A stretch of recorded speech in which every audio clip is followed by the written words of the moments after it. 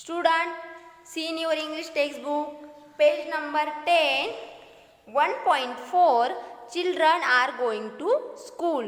Now, I read this poem. Morning light spreads over the earth. Once again, the sky bows his head in respect.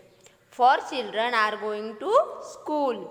The sun, after his morning dip in the river, dressed up in his golden muslin turban, waits and smiles on one side of the road.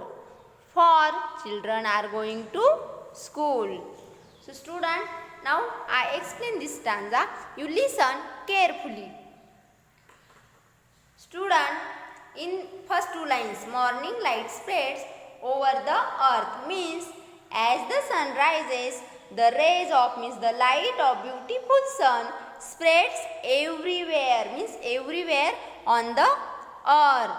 So, in next line, once again the sky bows his head in respect for children are going to school. So, student, in this line, poet describes that the sun rises in the sky and the sky is covered with beautiful colors and also rays. So, you look in this picture, here the sun and this is a beautiful color spread everywhere.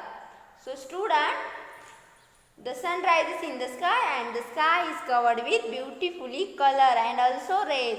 Means is respectfully bows its head for the children. Why? Because they are going to school. Means children are going to school. So student, the poet as the sky has refers as human. Means poet says the sky is like a human and given it human qualities. Means which human quality? The poet says that is both his head in respect. So student, now we see next line. The sun after his morning dip in the river dress up in his golden muslin turban. So what is meaning of muslin? So muslin is a kind of soft cotton. It's called muslin. And what is meaning of turban? So turban means a turban is made by folding a long piece of cloth around the head. Means in Marathi it also called feta.